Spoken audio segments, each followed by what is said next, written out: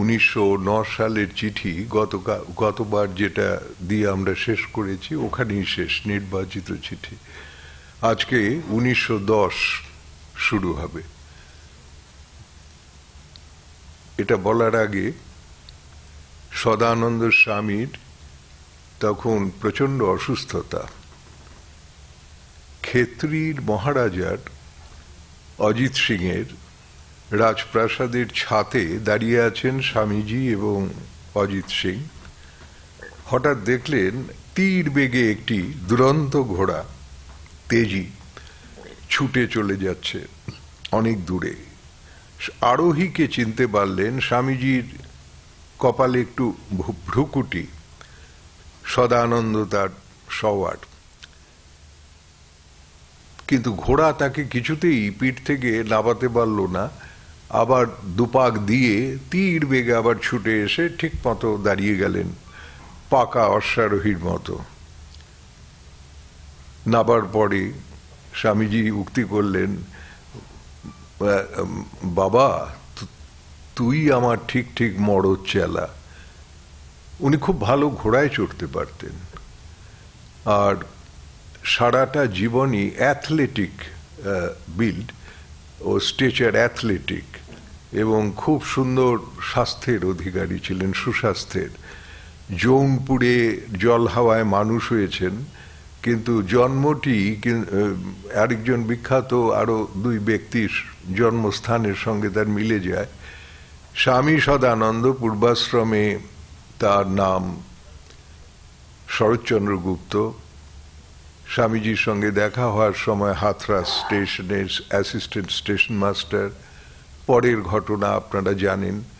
তার জীবন থেকে দু একটি ইঙ্গিত দেয়া হচ্ছে এই জন্য যে কতটি প্রাণবন্ত, স্বাস্থ্য দীপ্তিতে ঝলসে উঠছেন, দেহে অন্তরে বাইরে প্রভূত শক্তির। অথচ তাকে আলমবাজার মঠে ডাকা হতো পীড়িত পাগলা। মানে তিনি, তাকে এতটুকু কেউ ভালোবাসলে সামান্য, তিনি এত আপ্লুত হয়ে যেতেন যে তার জন্য কি করবেন তা ভেবে পেতেন না। বড় ভাই অধরচন্দ্র গুপ্ত, তিনিও সন্ন্যাসী। পূর্ণ সক্ষম উপার্জনক্ষম অবস্থায় তিনটি সন্তান। ছোটটি একমাত্র পিতামাতার সঙ্গে ছিলেন এবং তাদের সেবা করেন। বাবা যদুনাথ গুপ্ত, তিনি ভক্ত মানুষ। কতটা ভক্ত দেখুন, জৌনপুরে স্বামী শারদানন্দের অনুরোধে আলমবাজার মঠে এত খাটুনি, খাবার দাবারের এত কষ্ট। বরানগর মঠ আগে, তারপরে যখন নাকি মঠ স্থানান্তরিত হয়ে আলমবাজার মঠে চলে গেল, তখনও তাদের খাবারের প্রচন্ড কষ্ট এবং কায়িক পরিশ্রমও যথেষ্ট। শরীর ভেঙে যাচ্ছিল, পশ্চিমের জল হাওয়ায় মানুষ। তো ওকে বলা হলো যে তুমি কিছুদিন ঘুরে আসো তোমার পৈতৃক জায়গা থেকে জৌনপুরে। যে কথাটা বলছিলাম, ওর জন্মটি অদ্ভুত জায়গায়, গড়পাড়ে, কলকাতার। আপনারা জানেন গড়পাড় উপেন্দ্র কিশোর রায়চৌধুরী, তস্যপুত্র স্বনামধন্য সুকুমার রায় এবং পরবর্তীকালে সত্যজিৎ রায়, এই তিনজনই এই গড়পাড়ে। কাকতালীয়ভাবে এমনিতে কোনো যোগাযোগ নেই, তা নেই বা আমরা বলি কি করে? কার সঙ্গে যে কার যোগাযোগ রয়েছে, কতভাবে আমরা তো জানি না। তো তিনজনই কিন্তু গড়পাড়ের মানুষ, সুকুমার রায়, সত্যজিৎ রায় এবং আপনার শরৎচন্দ্র গুপ্ত। তার বড় ভাই অধরচন্দ্র সন্ন্যাস নিলেন চাকুরিরত অবস্থায়। তিনি উত্তর পশ্চিমে বোধহয় প্রচার করতেন। তালিদার বাবা নাম করতে, তিনি হাততালি দিয়ে ওঙ্কার নাম গান করতেন, জপ নয়, গান করতেন। আর নিবেদিতার সঙ্গে অ্যাক্সিডেন্টালি বহুদিন বাদে কলকাতায় তার দেখা হয়। শরৎচন্দ্র তো তার মানে সদানন্দ স্বামী তো তার ফ্রেন্ড ফিলসফার গাইড, তার কাছে নিবেদিতা ঋণের কোনো তুলনা নেই। অ্যাকচুয়ালি ও কাস্টোডিয়ান, কিন্তু সেই মানুষটা কিভাবে অসুস্থ হয়ে 1909-এর মাঝামাঝি অসুস্থ হলেন, ছুটে গেলেন নিবেদিতা। তিনি ভেবেছিলেন তখনই দেহান্ত হবে, না, হলো না। তারপরেও দীর্ঘদিন টানলেন। সে ঘটনার প্রেক্ষিতে এখানে আসবে, কিন্তু শরৎচন্দ্র গুপ্তর মানে গুপ্ত মহারাজ তাকে কিন্তু অভেদানন্দ স্বামীর সঙ্গে অনেক তপস্যা করেছেন এবং তাকে ডাকতেন গুপ্ত মহারাজ বলেই। যদিও একটু ছোট, সামান্য ছোট, 66-তে ওর জন্ম, আর এরা ওই 63-64 এরকম আর কি, আপনার নরেন্দ্রনাথ এবং কালী মহারাজ। তো উনি কিন্তু, এরা সবাই শরৎ বা অন্য অন্য নাম ধরে ডাকছেন, কিন্তু যেই স্বামীজির শিষ্য তাকেও কিন্তু গুপ্ত মহারাজ বলে। আর এই মহারাজ কথাটি রামকৃষ্ণ পরিমণ্ডলে চালু করেন প্রথম এই সদানন্দ স্বামী, পশ্চিমের মানুষ। তো উনি শরৎচন্দ্রের অনুরোধে, শরৎ মহারাজের অনুরোধে, শারদানন্দ স্বামীর অনুরোধে উনি জৌনপুর গেলেন, পিতামাতার সেবা করলেন এবং পিতামাতাও তাকে মানে রেসিপ্রোকাল, পিতামাতাও তাকে খুব যত্ন আত্তি করলেন। জৌনপুর স্টেশনে যখন শেষবারের মতো বিদায় নিচ্ছেন, তখন তার পিতা অধরচন্দ্র গুপ্ত তাকে প্রণাম করতে গিয়েছিলেন নিজের সন্তানকে। আরে বাবা, করেন কি বাবা, তুমি যে সন্ন্যাসী, সর্বত্যাগী, করতে দেননি।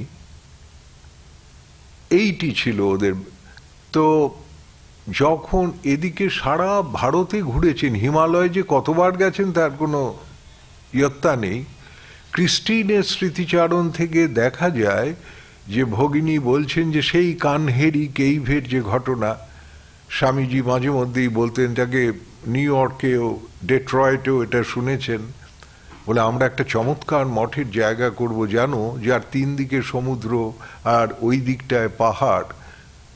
সমস্ত কিছু এমন গ্রাফিক বর্ণনা করতেন যে ক্রিস্টিন কেন, আরও যারা থাউজেন্ড আইল্যান্ড পার্কে আরও যারা ছিলেন তারা বিশ্বাস করতেন যে এই রকমই একটা কিছু হবে।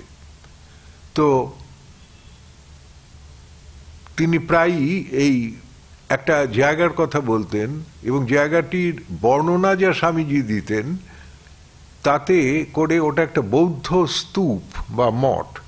যেমন ওই দিকটায় কানহেরি আছে, তারপরে আপনার এলিফ্যান্টা আছে, আরও এদিককার যেটা লোনাভলার পরে আরেকটি খুব বড়, নামটা মনে পড়ছে না, এই যে স্তূপগুলো আছে। বহুদিন বাদে, তখন স্বামীজি নেই, ক্রিস্টিন কয়েকদিনের জন্য বম্বে একটু অবকাশ আছে, ওর মনে হচ্ছে যে কানহেরি গুহাটি দেখব, এবং উনি কানহেরিতে গিয়েছিলেন। গিয়ে দেখেন স্বামীজি যা যা বর্ণনা করেছিলেন অবিকল সেই বর্ণনা অনুযায়ী সেই সব গুহা এবং প্রত্যেকটা ঘর স্বামীজি যেন ওটা দেখে এসে বলছেন। এই কথাটি উনি গুপ্ত মহারাজকে, সদানন্দকে বলেন। সদানন্দ বললেন আমিও দেখেছি পরিব্রাজক কালে। কানহেরি গুহা এখন বোধহয় ওটা সঞ্জয় গান্ধী ন্যাশনাল পার্ক বা এরকম একটা কিছু নাম হয়েছে, যোগেশ্বরী থেকে পেছন দিকে, আমি দেখিনি। তো এইটি আমার এক বন্ধু দেখেছেন, বললেন যে এখন আর সেরকম নেই, কিন্তু ওটা আছে, স্তূপগুলো রয়েছে।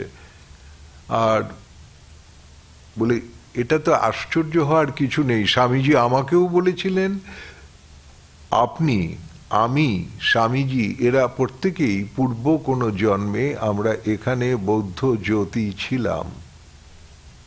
এটি ক্রিস্টিনের স্মৃতিচারণে দেখতে পাবেন।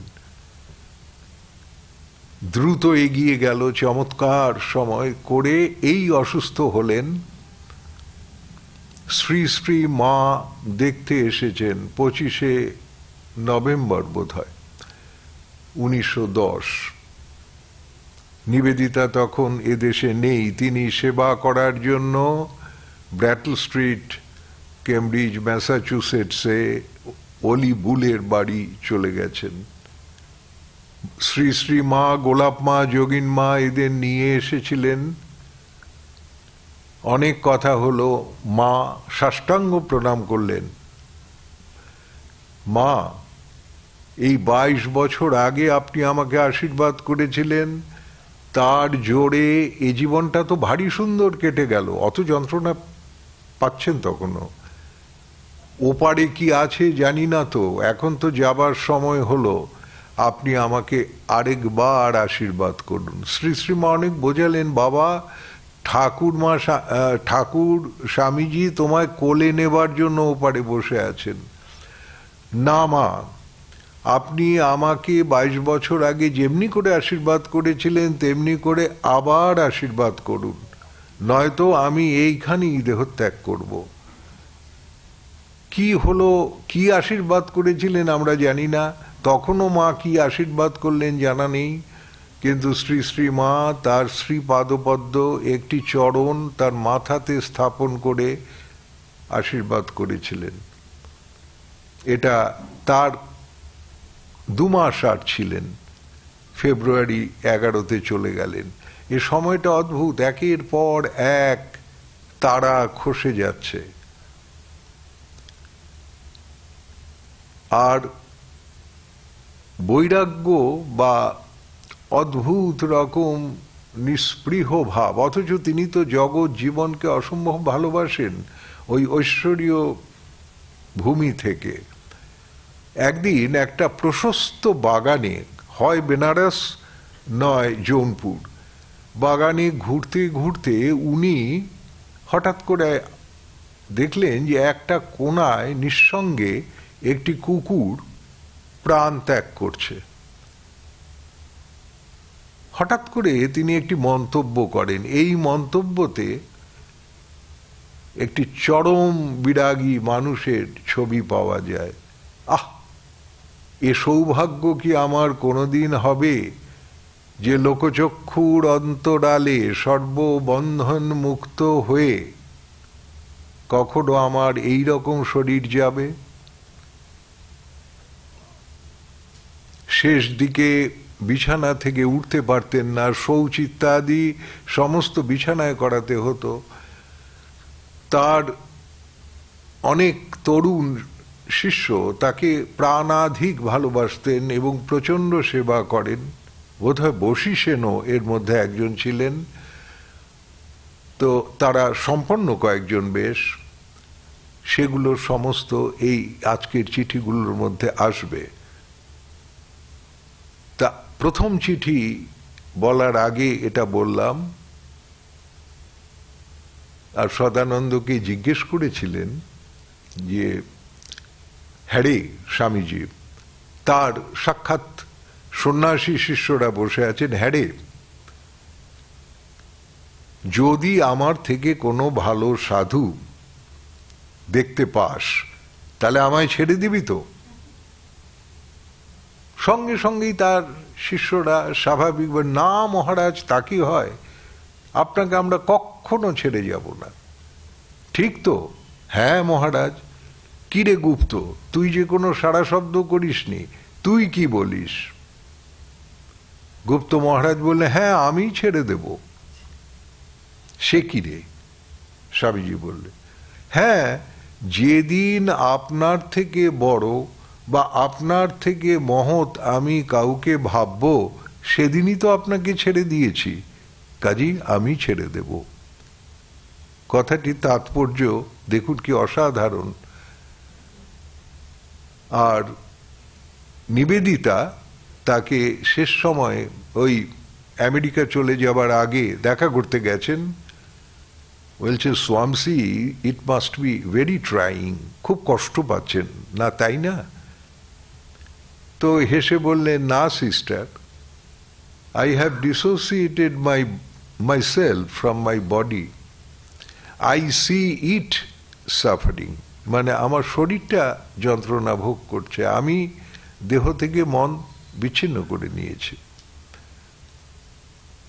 সদানন্দ স্বামী শুধু সারা ভারতবর্ষে ঘুরে বেড়াননি উল্কার মতো, তিনি পরবর্তীকালে স্বামীজির দেহান্তের পরে জাপানেও গিয়েছিলেন এবং সেখানে এটা অত্যন্ত গোপন রেখেছেন। নিবেদিতা একটি মাত্র চিঠিতে উল্লেখ করেছেন এবং নিবেদিতা উল্লেখ না করলে এটা আমরা কেউ জানতে পারতাম না যে জাপানে স্বামীজি তার সামনে আবির্ভূত হয়েছিলেন এবং দীর্ঘ সময় তার সঙ্গে কথা বলেন। নিবেদিতা ওই চিঠিতে শর্ত করে নিয়েছিলেন এ কথা ভবিষ্যতে কেউ কখনো বলবে না। এবার আমরা আজকের প্রথম যে চিঠি শুরু করব 1910-এর, সেইটি 24th of February 1910। I repeat, 24th of February 1910 লিখছেন জোসেফিন ম্যাকলাউডকে। তুমি তখন নিবেদিতার মাস্টার অ্যাজ আই স হিম সেই বছরই বেরিয়েছে। আপনারা যদি শারদানন্দ স্বামীর ভূমিকা আজকেও দেখেন বইগুলোর, বইয়ের যে নতুন যে এডিশন বা প্রিন্ট, তাতেও দেখবেন 1 ফেব্রুয়ারি 1910 প্রকাশনার দিন, সেদিনই তিনি লিখছেন in sending out this book into the world, এ দিয়ে শুরু। জোসেফিনকে লিখছেন, তুমি আমাকে 13 জন ব্যক্তির বইটি কিনবে বলে আমায় একটি লিস্ট পাঠিয়েছিলে। আমি সেটি যথারীতি লংম্যানস, বিখ্যাত প্রকাশক সংস্থা, তার কাছে পাঠিয়ে দিয়েছি, তারা যাতে বইগুলি সরাসরি তোমাদের কাছে পাঠিয়ে দেন। আবার তুমি 20টি লিস্ট দিয়েছ, এটাও আমি লংম্যানসকে পাঠিয়ে দিচ্ছি। তুমি না খুব খুব ভালো, 33টা বই, এবং The Master as I Saw Him যারাই আপনারা দেখেছেন তারাই জানেন যে বইটি বড় সহজ নয়। তাকে ঢুকতে গেলে পরে যথেষ্ট অনুরাগ এবং বুদ্ধিও দরকার, শুধু অনুরাগ না, বুদ্ধিও দরকার। সেখানে নিবেদিতা যেভাবে স্বামীজিকে এঁকেছেন সেটি অসাধারণ, আর সেটা নিবেদিতার পক্ষেই সম্ভব। তো মাস্টার অ্যাজ আই স হিমের ওপরে 33টা বই, 13 আর 20, 33টা বইয়ের অর্ডার হয়ে গেল। ওই বলে you are very very good. একবারে এতগুলো অর্ডার, আমার মতো এই বইটি যেটি নিরস বই অনেকটা, তাতে এরকম, তুমি খুব ভালো। আর লংম্যানকে, তুমি খুশি নও? লংম্যানকে দায়িত্ব দেয়া হয়েছে যাতে করে এই ইউরোপ এবং আমেরিকার যত বই কিনবে তাদের জন্য এই ডিস্ট্রিবিউট করবে। এবং বইটা কিছু মডিফাই, প্রথম যে প্রুফ বেরিয়েছিল নিবেদিতার কোনো চিঠি থেকে জানা যায় যে সে প্রুফের মধ্যে অনেক ভুল ছিল। তখনকার দিনে এত সুন্দর, এখনো দেখবেন The Master as I Saw Him Udbodhan থেকে পাবলিশড হয়েছিল, আমরা আগের চিঠিতেও বলেছি, এবং নিখুঁত, একটা ভুল আপনি বের করতে পারবেন না। তো এই যে নিখুঁতত্ব, এই যে সুন্দর জিনিস, এটা হয়েছিল অনেক পরে, লংম্যান হাত দেওয়ার ফলে। এটা শুধু কৃতিত্ব এখানকার নয়।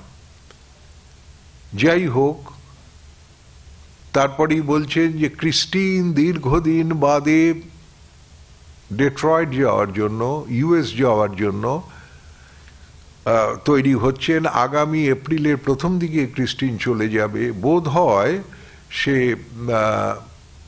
জেনোয়া বা ভেনিসে নামবে, আর সে যাচ্ছে SS রুবাটিনো।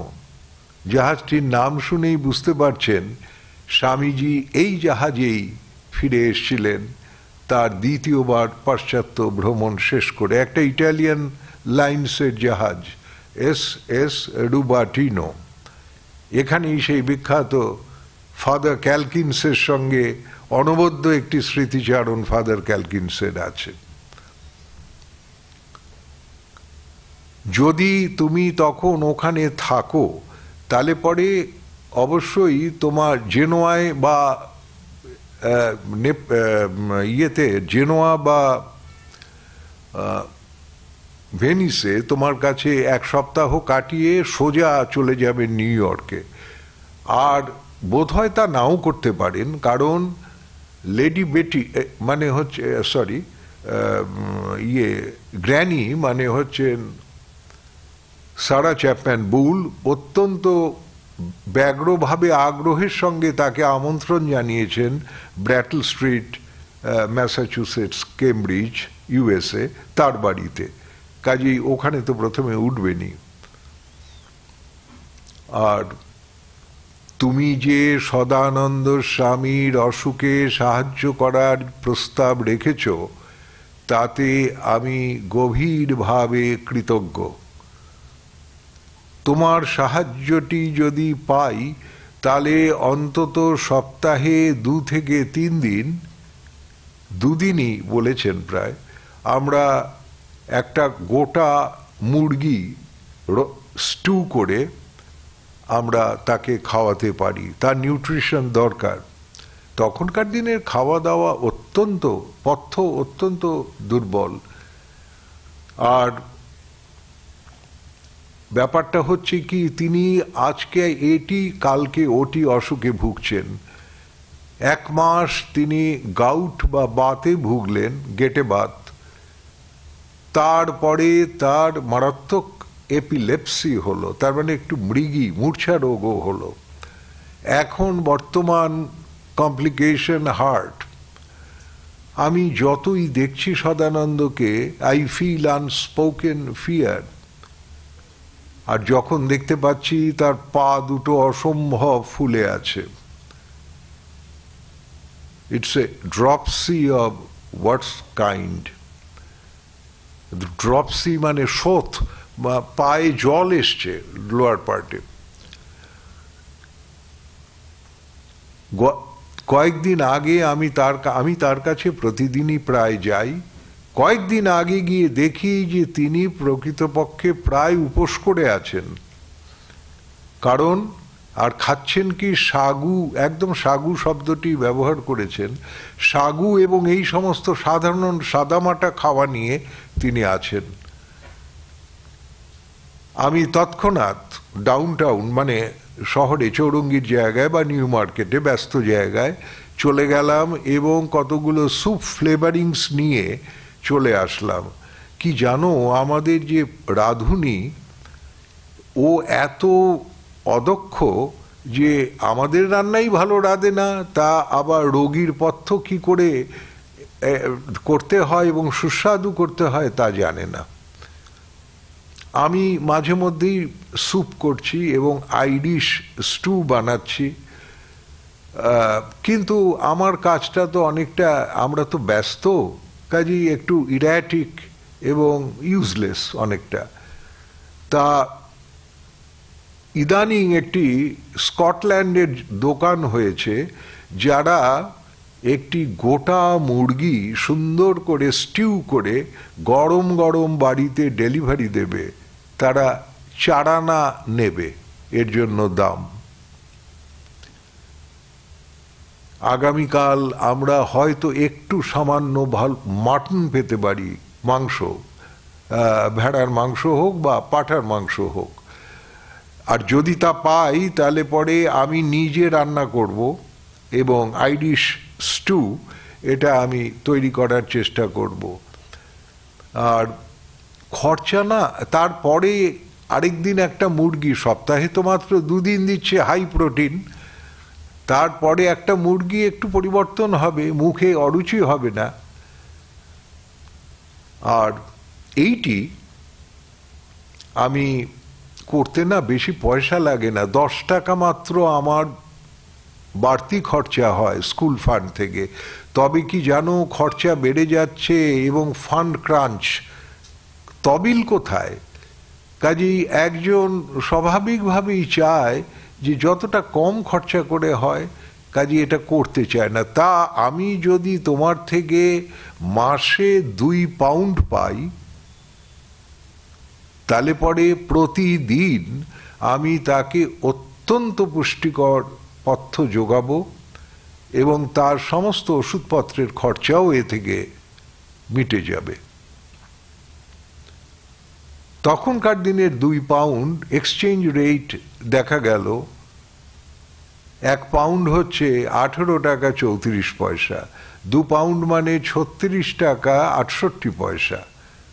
এই 36 টাকা 68 পয়সায় তিনি রয়্যালি পুষ্টিকর আহার, পথ্য, ওষুধ সবকিছু জোগাড় করতে পারবেন নিবেদিতা।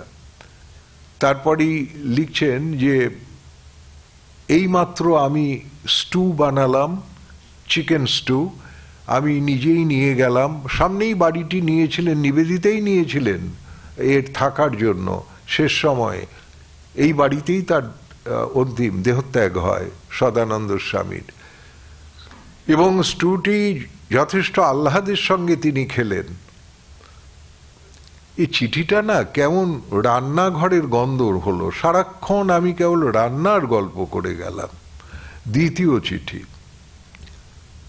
এই চিঠিটি লিখেছেন mister and Mrs Radcliffe, 3rd of March 1910। চিঠিটিতে লিখছেন, গতকাল একজন ছোট্টখাট্ট আমেরিকান মহিলা আমার কাছে, বলতো দেখি কাকে নিয়ে এসছিলেন? লেডি মিন্টোকে নিয়ে এসছিলেন। আমরা তো অবাক,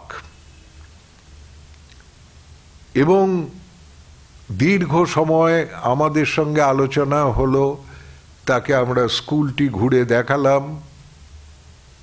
লেডি মিন্টো তখন Viceroy of India, Lord Minto তখন ভারতবর্ষে ব্রিটিশ ক্রাউনের সর্বোচ্চ প্রতিনিধি, Viceroy and Governor General of India Lord Minto. ওর আগের নাম সব বিদঘুটে নাম হয় তো ব্রিটিশ পিয়ারেজের। উইলিয়াম মারে কাইনিমাউন্ট, উইলিয়াম মারে কাইনিমাউন্ট বোধ হয় তার পূর্বের নাম। ইনি হচ্ছেন 4th Earl of Minto. Minto একটা জায়গার নাম, আর ওই 4th আর্ল অব স্কটল্যান্ডের এরা। এবং লর্ড মিন্টোর একটু পরিচয় দেওয়া দরকার, সামান্য দিয়ে নিচ্ছি, কেননা নিবেদিতার সঙ্গে এর সম্পর্ক স্থাপনের দ্বারা রামকৃষ্ণ মিশন এবং ব্যক্তিগতভাবে নিবেদিতার কি সুবিধা হয়েছিল এটা জানা সম্ভব। লর্ড মিন্টোকে বলা হয় যে ফাদার অব ইন্ডিয়ান পার্টিশন। 1905 নভেম্বরে বোধহয় উনি দায়িত্বভার গ্রহণ করেন ভাইসরয় এবং গভর্নর জেনারেল অব ইন্ডিয়া হিসেবে।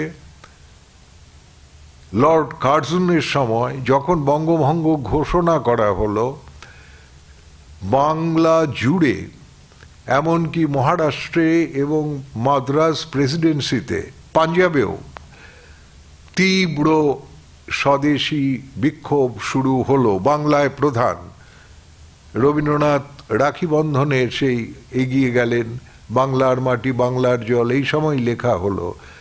তখন স্বদেশী আন্দোলন, জাতীয়তাবাদী আন্দোলন তীব্র আকার ধারণ করেছে। কার্জনের শাসনটি খুব ভালো ছিল না, কিন্তু এ আরো সুচতুর। এসেই করলেন তার 3টি অবদান ভারতবর্ষের পক্ষে, সেটি খুব শুভকর নয়। প্রথম, তিনি প্রথম কমিউনাল ইলেক্টোরেট, হিন্দু এবং মুসলমানদের মধ্যে আলাদা ভোটদানের প্রথা চালু করলেন, এবং representation at the state level council বা ন্যাশনাল কাউন্সিলে যাতে মুসলমান এবং অন্য মাইনরিটি ধর্মের যাতে আরো বেশি সংখ্যায় যায় সেটাও ব্যবস্থা করলেন। মুসলিম লীগ স্থাপন করলেন 1906। তারপরে 1907 সুরাট কংগ্রেসে র্যাডিক্যাল এবং মডারেটদের ভাগ হয়ে গেল, একেবারে আড়াআড়ি ভাগ হলো। এ সমস্ত কিছুর পেছনে অবদান লর্ড মিন্টোর কোনো অংশে কম নয়। তিনি খুবই ভালো স্বামী, খুব ভালো গৃহস্থ, তিনি খুব ভালো ব্রিটিশ ক্রাউনের প্রতি ফেইথফুল, ব্রিটিশ সাম্রাজ্যের স্বার্থ সর্বদা রক্ষা করেছেন, কিন্তু ভারতবর্ষের পক্ষে তার শাসনকালটি একেবারেই ভালো ছিল না। লেডি মিন্টো ব্রিটিশ ইনিও পিয়ারেজের, ব্রিটিশ পিয়ারেজের, এর আরও উঁচু। ওর জন্মই হয় উইন্ডসর প্যালেস, সেন্ট জেমস কোর্টে। আর তার পরবর্তীকালে বড় হওয়ার, তার বাবা ছিলেন একজন ব্রিটিশ সেনাপতি। তিনি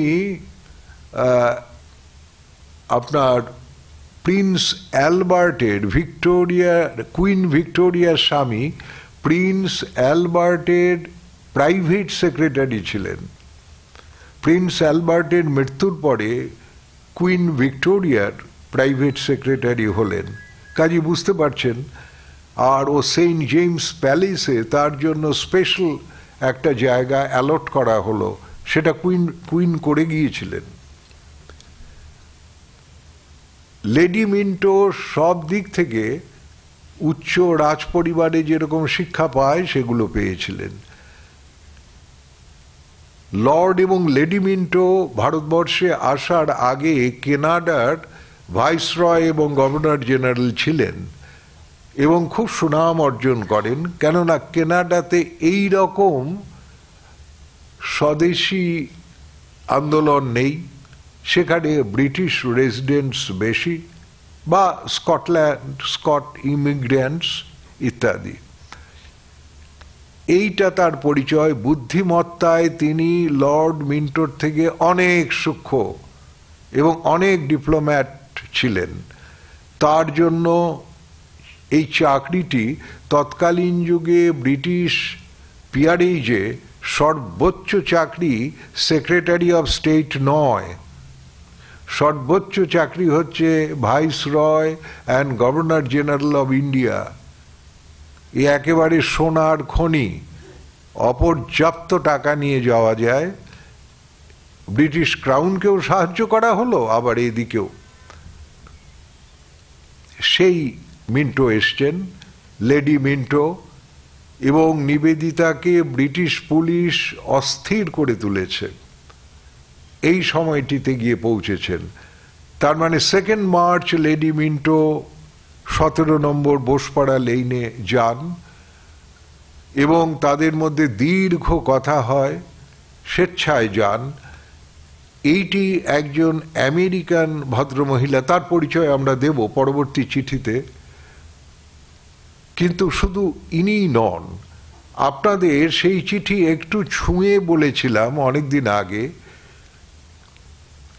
মেরি হ্যামিল্টন কোটস নামে কোনো মহিলা অটোয়া কানাডা থেকে সিস্টার নিবেদিতাকে একটি চিঠি দিয়েছিলেন যে আমি আপনার সম্বন্ধে লেডি মিন্টোকে খুব ভালোভাবে ব্রিফ করেছি। আমি তাকে কথা বলেছি যে তিনি হিন্দু নারীদের জন্য যদি কিছু করতে চান, আপনার থেকে শ্রেষ্ঠতর কোনো ব্যক্তি ভারতবর্ষে বা ইউরোপে খুঁজে পাবেন না, কারণ আপনি তাদের জীবনকে আপনার জীবন করে নিয়েছেন। এই ডাকেই আমি তাকে চিঠি দিলাম। চিঠিটির তারিখ হচ্ছে 27 জানুয়ারি 1907। তার মানে ওরা ভাইসরিগালশিপ নিয়েছেন 1905 নভেম্বর, মানে বেশ কিছুটা পরে। ওই ভদ্রমহিলা, অদ্ভুত তার যোগাযোগ, বলে নিবেদিতাকে লিখছেন, আমার পরিচয়টি দিই, নয়তো তো আপনি আমাকে চিনতে পারবেন না, আবার আপনি সন্দেহ করবেন। আমার পরিচয় হচ্ছে 10 বছর আগে আমি স্বামী বিবেকানন্দর কাছে দীক্ষা নেই। I M A disciple and friend of Swami Vivekananda. 10 বছর আগে I was known as Mary Halboyster. You may have heard from Swamiji my name, but by my married name you will never know me. Mary Hamilton Coates.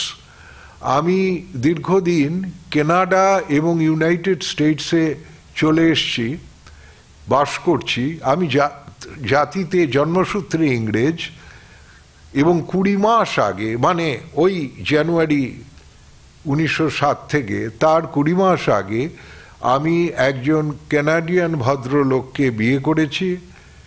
আমাদের বিয়েটি অনুষ্ঠানে সম্প্রদান করেছেন স্বামী Abhedananda. He acted as my brother and gave me in marriage to my husband.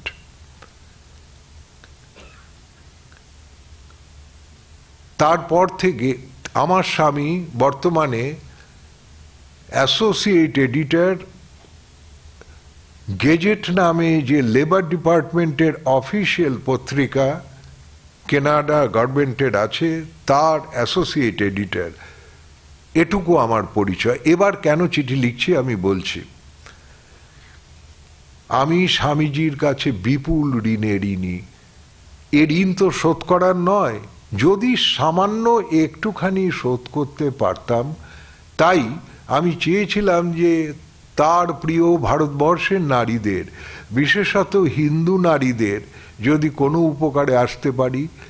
তখন জানতে পারলাম যে lady Minto ভাইসরিন হয়ে ওখানে আছেন, আর আমি গভর্নেস হিসেবে কর্নেল ড্রামার্ড, যিনি নাকি military secretary to Lord Minto when he was a Governor General and Viceroy Canada, তখন ছিলেন। আমি তার গভর্নেস হিসেবে তার সন্তানদের লালন পালন করি। গভর্নেসটা খুব ছোট ব্যাপার নয়, এটা ঘর সামলানোর কাজ নয়, পড়াশুনো সমস্ত কিছু দেখতে হবে। আপনারা যারা একটু বয়স্ক কাম সেপ্টেম্বর দেখেছেন তো, অনেকেই দেখেছেন। আর ওইখানে যে গভর্নেসের যেটা একটা ছবি দেখেছেন না, বিশ্বদিনা খুব নাম করেছিল কাম সেপ্টেম্বর। কাম সেপ্টেম্বর বলে একটা ছবি, খুব ওইখানে দেখবেন একটি গভর্নেস চরিত্রে। এটার মিলিউ হচ্ছে হিটলারের আগ্রাসন এবং অস্ট্রিয়া ক্রমশ দখল হয়ে যাচ্ছে, এই সময়কার পরিপ্রেক্ষিত। এটা von Trapp, Baron von Trapp, তার পরিবার, তার বিপত্নিক, তার ছেলে মেয়েদের মানুষ করা। যাই হোক, আমি ডাইগ্রেস করছি। এইটি পার্ডন কিছু বলছিলেন? হ্যাঁ, আগে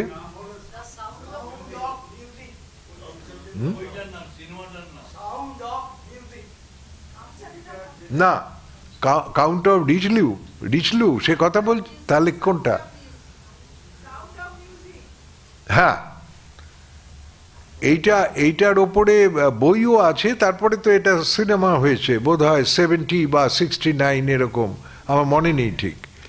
আমি নিজেও দেখেছি, খুবই সুন্দর সিনিক বিউটি। যাই হোক, এইখানে আমি যে প্রসঙ্গে এটা বলছিলাম যে আমি এইমাত্র ডাকে চিঠি লিখলাম লেডি মিন্টোকে, তার গভীর স্নেহ পেয়েছি। তারা আমার কথা আশা করি শুনবেন, আপনার সঙ্গে যোগাযোগ বোধহয় করবেন। অকস্মাৎ যোগাযোগ করলে আপনার মনে সন্দেহ হতে পারে। কাজেই এইটা পটভূমি যে আমি কেন তাদের যোগাযোগ, এইটি তার। এখন এখানেই শেষ বলে আমি ডাবল ডেট পে করলাম। একটা হচ্ছে লেডি মিন্টো আমাকে অসম্ভব স্নেহ করতেন, সে সামান্য ঋণ। আর স্বামীজির ঋণ তো অপরিশোধ্য, তার কণার কণা আমি শোধ করলাম তার হিন্দু মেয়েদের কাজে যদি সাহায্য করেন। অনেক সময় আপনার কাজের কথা শুনি, কিন্তু দেখা হয়নি, দেখা হলে বড় ভালো লাগতো। এই চিঠিটি আছে। কাজেই বহু ব্যক্তি, আমরা ইতিহাসে এই দুটো মাত্র পাই। এই লিটল আমেরিকান ওম্যান, এর নাম ছিল HR অ্যাপারসন, HR ফিলিপসন। ইনি পরে আসছি আমরা অন্য চিঠিতে। কাজী দ্য ভিজিট ওয়াজ প্রাইভেট।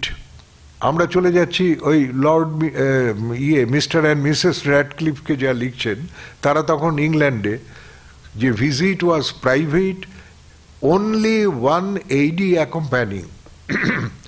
চিন্তা করতে পারেন, ভারতবর্ষের সর্বোচ্চ পদাধিকারী তিনি ব্যক্তিগত সফরে একজন মাত্র পার্শ্বচর বা দেহরক্ষী নিয়ে যাচ্ছেন। অস্টেনসিভলি তার কোনো অস্ত্রশস্ত্র নেই, হয়তো রিভলভার রয়েছে লুকোনো। আর আজকের দিনটা দেখুন, যে কোনো আমাদের ছোট বড় আমাদের যারা নেতৃস্থানীয় ব্যক্তি কমান্ডো পরিবৃত হয়ে চলেন, আর তখন তিনি, এবং তৎকালীন যুগ, স্বদেশী আন্দোলন হচ্ছে শুধু তাই না, বঙ্গভঙ্গ বিরোধী আন্দোলন হচ্ছে শুধু তাই না, কংগ্রেসের আন্দোলন হচ্ছে শুধু তাই না, বাংলায় অগ্নিযুগের, বোমা যুগের সূচনা হয়েছে। 1909-তে অরবিন্দ বোমার মামলা শেষ হয়েছে এবং শ্রী অরবিন্দ বেকসুর খালাস পেলেন, অন্য দু একজন শাস্তি পেলেন। সেই সময় যে কোনো সময় বম হামলা হতে পারে, এটা আমি এখন বলছি না, পরের চিঠিতে বলবো। She was very charming, and I particularly liked her very cool courage when he was telling us about bombs and the bomb politics.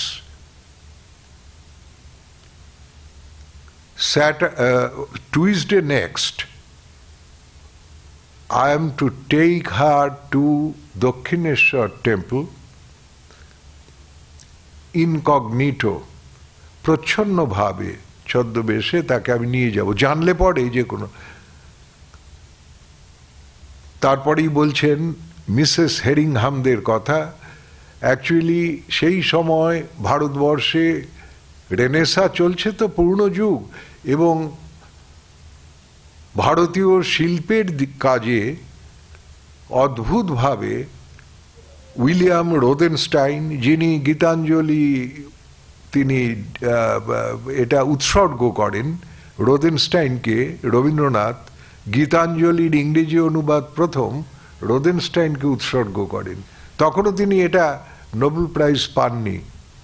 এই উইলিয়াম রোদেনস্টাইন, ক্রিস্টিয়ানা হেরিংহাম, যিনি অজন্তা, ইলোরা, এলিফ্যান্টা এবং আর্ট ক্রিটিক, এরা বিরাট কাজ করেছেন। এছাড়া আনন্দ কুমার স্বামী, আমাদের এখানে বিরাট Abanindranath Thakur, Ernest Havell, principal of the Art College of Calcutta, এরা তখন the Modern Bengal School of Arts, মানে ভারতীয়, এটা শুধু বাংলার নয়, ভারতীয় শিল্পের পুনরুজ্জীবনের জন্য বিপুল কাজ করেছেন।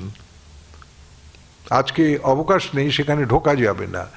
এই মিসেস হেরিংহামের কথা বলছেন যে সমস্ত বাঙালি ছেলেরা, নন্দলাল বসু, অসিত হালদার ছিলেন এদের মধ্যে, যেসব বাঙালি ছেলেরা মিসেস হেরিংহামের সঙ্গে গিয়েছিল তাদের হায়দ্রাবাদেই আটকে দেওয়া হয়েছিল, ব্রিটিশ রাজত্বে ঢুকতে দেয়নি। কেন জানেন? বাঙালি বলে। অনেক কষ্টে অনুমতি আদায় হয়েছে, গত শুক্রবার বিকেলে তারা ফিরেছে। আর এই মিসেস হেরিংহাম একজন অসাধারণ মহিলা। এই রকম শিল্পপ্রেমী আমি কম দেখেছি। 57 বছর বয়সে দিনের পর দিন একটি ছোট মইয়ের ওপর উঠে সেই বিভিন্ন স্কেচগুলোকে পর্যবেক্ষণ করা এবং ছবি আঁকা, এ না দেখলে বিশ্বাস করা যায় না। এবং বলছেন যে she seems to have a mind, not a body, তার শরীর আছে মনে হয় না। আর এই প্রেরণা দেখে আমার মনে হয়েছে এটা একটা আধ্যাত্মিক প্রেরণা। আমি আশা করছি যে মিসেস হেরিংহাম চলে যাচ্ছেন, কিন্তু অবনীন্দ্রনাথ এবং আরও কোনো ব্যক্তিকে নিয়ে, হ্যাভেলকে নিয়ে, যদি হ্যাভেলও তখন বাইরে করেছেন, রেজিগনেশন দিয়েছেন, স্বাভাবিকভাবে ব্রিটিশ রাজপুরুষদের সঙ্গে পড়ছিল না, কিন্তু এরা এত বেশি উচ্চ শ্রেণীর লোক ছিলেন এবং তাদের আর্ট ওপিনিয়ন এত বেশি ছিল যে তাদের অবহেলা করতে পারতেন না। এমনকি নিবেদিতার চিরশত্রু জর্জ বার্ডউড, তিনি যাচ্ছে তাই বলেছিলেন বৌদ্ধ শিল্প নিয়ে। তার বিরুদ্ধে এই মিসেস ক্রিশ্চিয়ানা হেরিংহ্যাম, উইলিয়াম রোদেনস্টাইন, আনন্দ কুমার স্বামী, এরা সব ঝাঁপিয়ে পড়লেন এবং ইংল্যান্ডে এই সোসাইটি স্থাপন করলেন। They did a lot to promote. আর এদিকে তো অবনীন্দ্রনাথ ঠাকুর তো ছিলেনই, আর তাদের যোগ্য নন্দলাল বসু, অসিত হালদার, এই যে কামারপুকুরে আপনারা নাট মন্দির আর এই মন্দির দেখেন, এ তো নন্দলাল বসু কৃত, তারই এগুলো ডিজাইন করা, ছবিগুলো তার। যাই হোক, এইটি প্রথম চিঠি। দ্বিতীয় চিঠি হচ্ছে, লিখছেন তার ছোট বোনকে মে উইলসন। মে উইলসনকে লিখছেন যে একটা, ওটাও তারিখ 3rd of March 1910, একটা an extraordinary event has happened yesterday morning. Lady Minto came accompanied by one little American woman. Visit was private, and we had a long, intimate discussion and showed her round the school, and I am to take her again next Tuesday to একই কথা, দক্ষিণেশ্বর।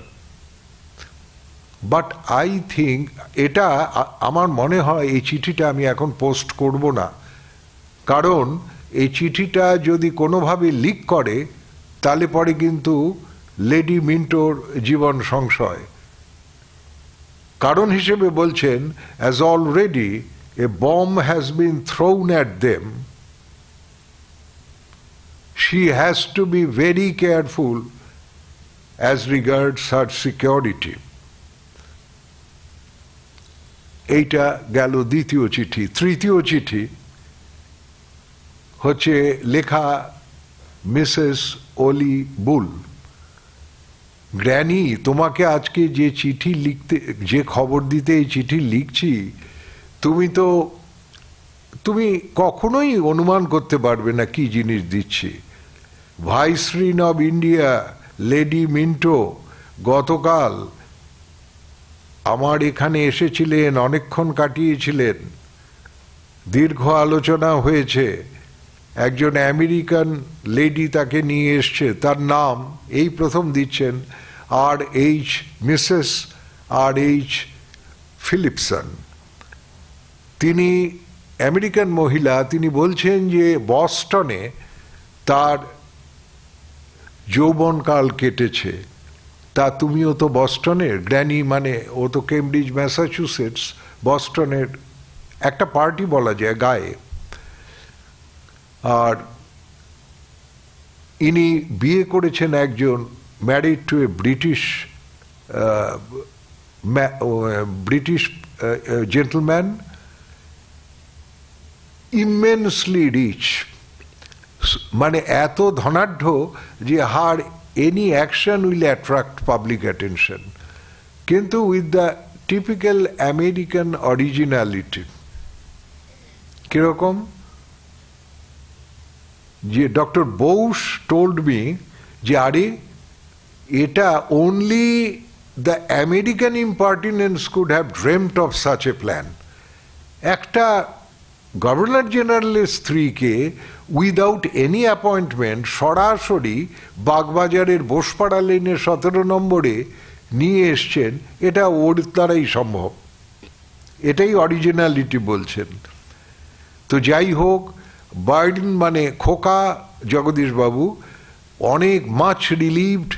তিনি তো খুব উদ্বেগে ছিলেন, কেননা British secret police of late has been growing dreadfully troublesome, আর এখন এই যে ঘটনা ঘটল, আগামী বেশ কয়েক মাস আমরা নিশ্চিন্ত, পুলিশ আর কখনো বিরক্ত করবে না। লেডি মিন্টো তার পরিচয়ের মধ্যে এই জিনিস আলোচনা করবেন না। আমায় কথা দিয়েছেন আমাদের এই আলোচনা তিনি গোপন রাখবেন। একমাত্র তার স্বামী লর্ড মিন্টো তিনি এটা জানেন, কিন্তু তিনিও কথা দিয়েছেন যে আমরা আমাদের এটা সার্কুলেট করব না। কিন্তু আমরা এখন চুপ করে থাকব, কিছুদিন বাদে কিন্তু আমরা এটা বাগবাজারের অলিতে গলিতে জানাবো, কলকাতায়ও জানাবো। বুঝতেই পারছো কেন, আমাদের কাজের অনেক সুবিধা হবে। পরের চিঠি 10th of March 1910 to Mr and Mrs Radcliffe. লক্ষ্য করুন, এখনো পর্যন্ত জোসেফিন ম্যাকলাউডকে একটিও চিঠি লেখেননি, বা হয়তো লিখেছেন সেটা হারিয়ে গেছে, মনে হয় না লিখেছেন। তো এখানটাতে র্যাডক্লিফকে বলছেন যে ভাইসরিনকে নিরাপদে আমরা দক্ষিণেশ্বর মন্দির দেখিয়ে এনেছি। ফেরার সময় একটা ছোট্ট খড়ের নৌকোয় দক্ষিণেশ্বর থেকে এসে এখানে বিচালির ঘাটে নেমেছি। একদম হে ঘাটস লেখা আছে, উই ল্যান্ডেড অ্যাট হে ঘাটস। এখনো কিন্তু বিচালি ঘাট রয়েছে। বাগবাজার স্ট্রিটটা যেখানে এন্ড করেছে, গঙ্গায় যার অ্যাবার্ট করেছে, যেখানে নাকি এখন ওই যে সার্কুলার ট্রেনটা তার বাগবাজার স্টেশনের একদম ওঠার এই আপনার দক্ষিণ দিকের যে প্ল্যাটফর্ম, তারপরেই দেখবেন বাদিকে ঘুরে ছোট সরু রাস্তার মধ্য দিয়ে অনেকগুলি মন্দির দুপাশে, তখনও এই মন্দির ছিল। আমার মনে হয় লেডি মিন্টো অসম্ভব আনন্দ পেয়েছেন এবং খুবই এটা এনজয় করেছেন এই এক্সপিডিশন। তিনি স্বদেশি কাপ থেকে চা খেয়েছেন এবং চা যখন শেষ হয়ে গেল তারার আলোর নিচে অনেকক্ষণ অনেক গল্প করলেন। এমনকি তিনি বারবার আমাদের বলছিলেন, আপনারা বলুন, তাহলে পরে কোনো ভাইসরিন আগে এইভাবে স্বদেশি কাপ থেকে চা খায়নি? আমরা অবশ্যই তাকে আশ্বস্ত করলাম যে হ্যাঁ, আমাদের জ্ঞান বুদ্ধিতে আপনিই প্রথম। কোনো ভাইসরয় পত্নী তিনি স্বদেশি কাপের থেকে চা খাবেন এটা ভাবি না। তাহলে আপনারা বলুন। নিবেদিতা লিখছেন, the lady seems to be a very dear sweet motherly woman. খুব মাতৃভাব আছে এবং তার স্বামীকে যথেষ্ট শ্রদ্ধা করেন। Her feelings about her husband perfect. তার পরদিনই বলছেন, Wednesday Miss Sorabji took Lady Minto to the Math. Belur মঠে নিয়ে গেছে বাই সারপ্রাইজ। মঠকে কোনো সংবাদ দেওয়া হয়নি, নিবেদিতাকে ঘুণাক্ষরেও বলা হয়নি, আর লেডি মিন্টো জানতেনও না। কর্নেলিয়া সোরাবজি একজন বিখ্যাত মহিলা, তিনি তার পিতা পার্সিয়ান রিলিজিয়ান থেকে খ্রিস্টান হয়েছিলেন এবং ইনি বোধহয় প্রথম মহিলা যিনি অক্সফোর্ডের টেম্পল ইনে, মানে ওদের আইনের প্রথম ডিগ্রিধারী মহিলা ইনি। তাকে ডিগ্রি দেওয়া হয়নি, তৎকালীন যুগে মেয়েদের ল ডিগ্রি দেয়া হতো না, তখন পর্যন্ত অ্যাডাল্ট ফ্র্যাঞ্চাইজও হয়নি, মেয়েরা ভোটাধিকার নেই। প্রচুর করেছেন, বম্বে ইউনিভার্সিটির প্রথম লেডি গ্র্যাজুয়েট এবং বোধহয় ফার্স্ট ক্লাস ফার্স্ট। ওকে প্রথমবার দেয়নি, দ্বিতীয়বার দিতে বাধ্য হয়েছে। তো যাই হোক, কিন্তু তিনি আনফর্চুনেটলি, নিবেদিতার তীব্র সন্দেহ, এবং আমরাও এটা আজকে মনে করি ইতিহাস ঘেটে, যে Cornelia Sorabji acted as an agent of the British secret police. তো ওকে লিখছেন যে কর্নেলিয়া সোরাবজি লেডি মিন্টোকে নিয়ে গেছেন এবং কতগুলো সরাসরি প্রশ্ন করেছেন, অত্যন্ত অভব্য প্রশ্ন মঠের কর্তৃপক্ষকে। আমি কে, আমার সঙ্গে মানে নিবেদিতার সঙ্গে মঠের সম্পর্ক কি, তারা কোনো কোনো বিশেষ রাজনৈতিক ব্যাপারে মঠের মতামত কি, এগুলো নিয়ে জিজ্ঞাসার অন্ত ছিল না।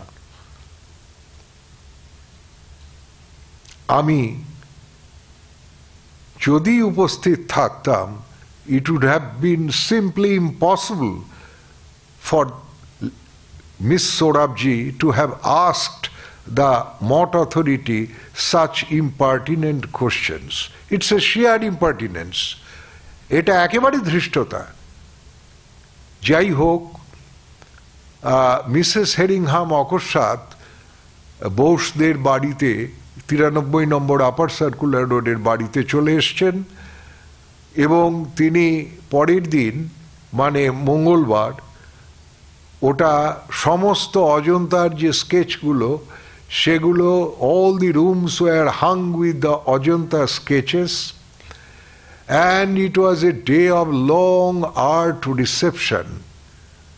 The next day, Wednesday, he left for England. She left for England.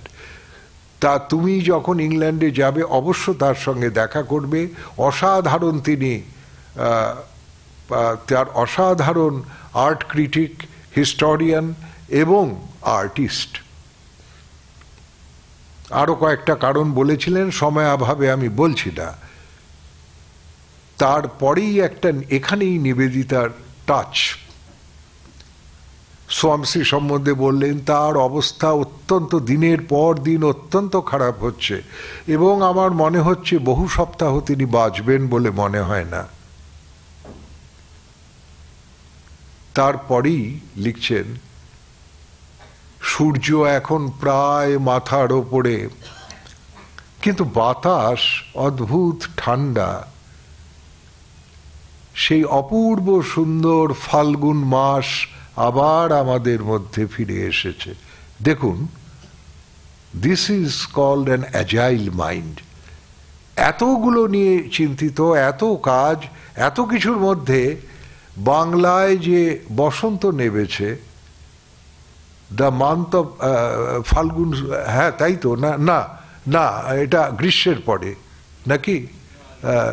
Boishakh জ্যৈষ্ঠ না, হ্যাঁ হ্যাঁ হ্যাঁ হ্যাঁ, তাতে এত সুন্দর দিচ্ছেন বর্ণনা। The sun is almost overhead but the wind is cool and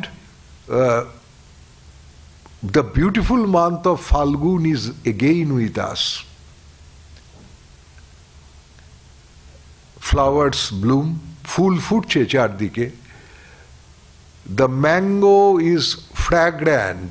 আম পাকেনি, কিন্তু আমের বৌলের এবং বড় হওয়ার মিষ্টি গন্ধে চারদিক।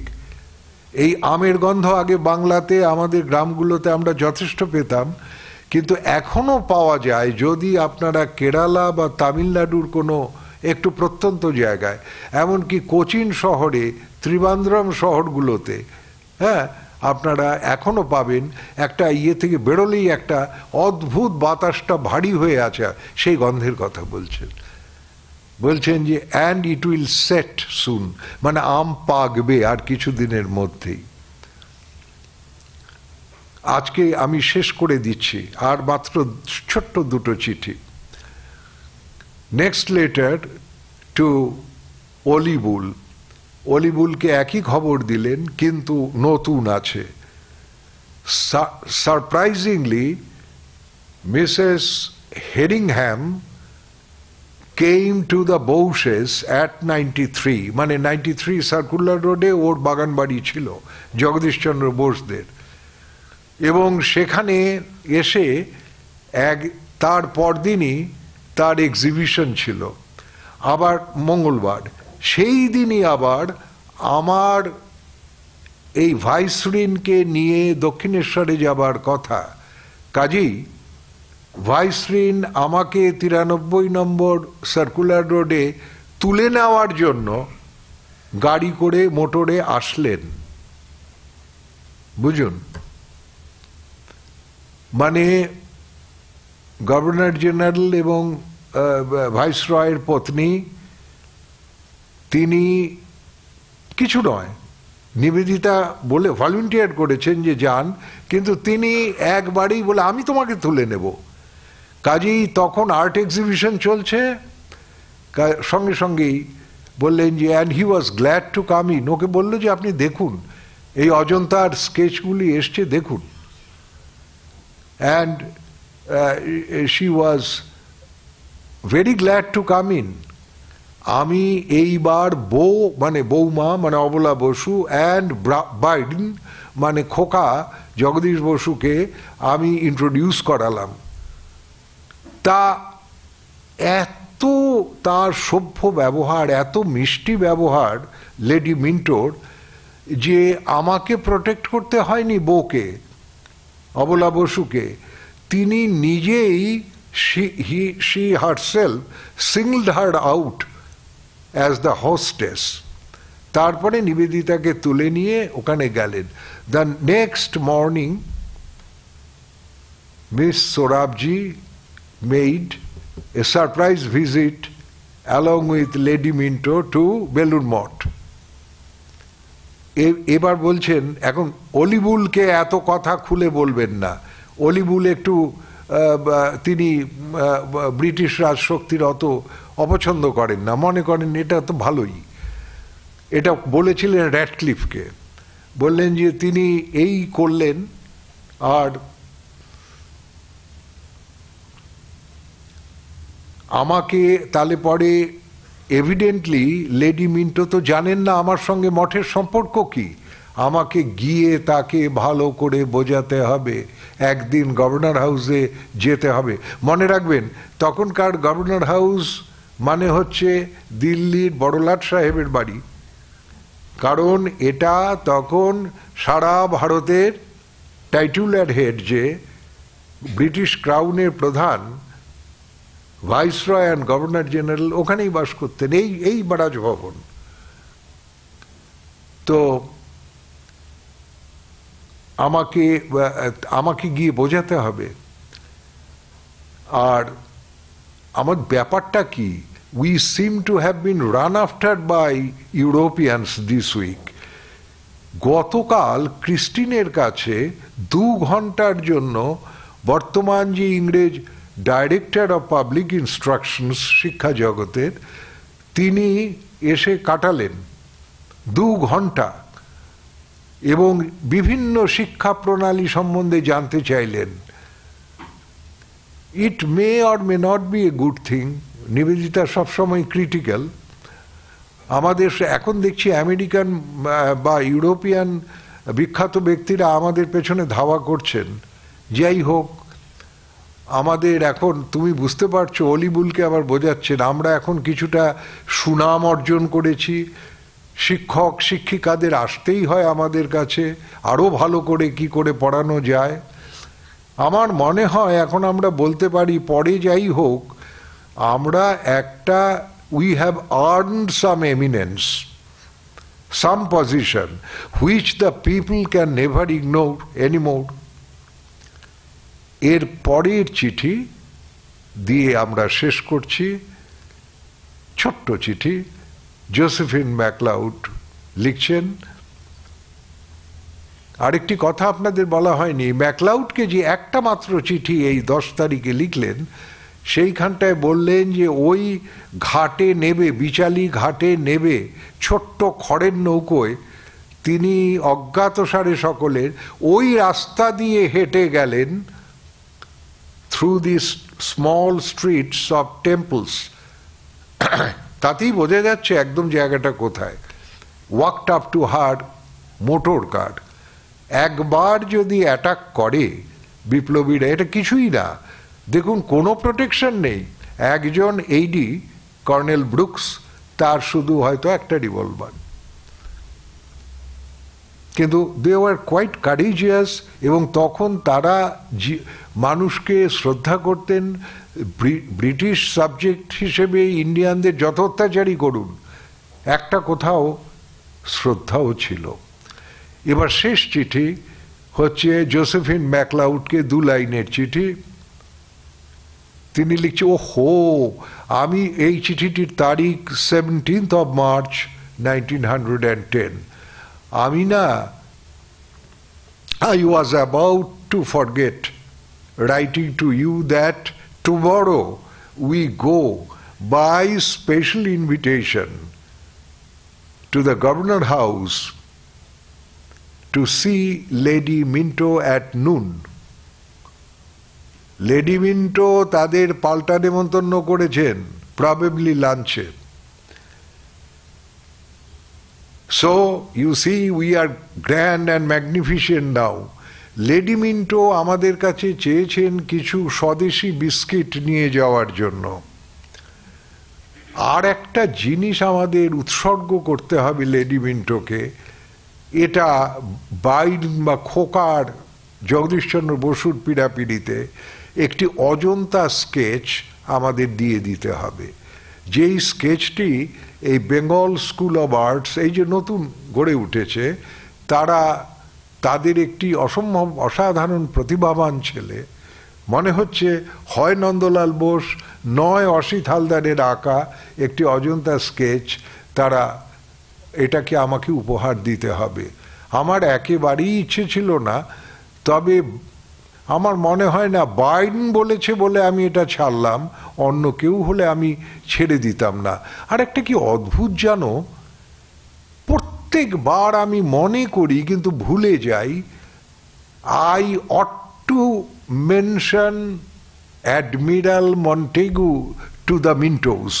কেননা জর্জ মন্টেগু, অ্যাডমিরাল মন্টেগুও তো, তারাও তো খুব উচ্চ ব্রিটিশ পিয়ারিজ, কাজে এইটা আমি বলতে প্রায় ভুলে যাই, এটা আমি বলবো। আপনাদের সবাইকে প্রণাম।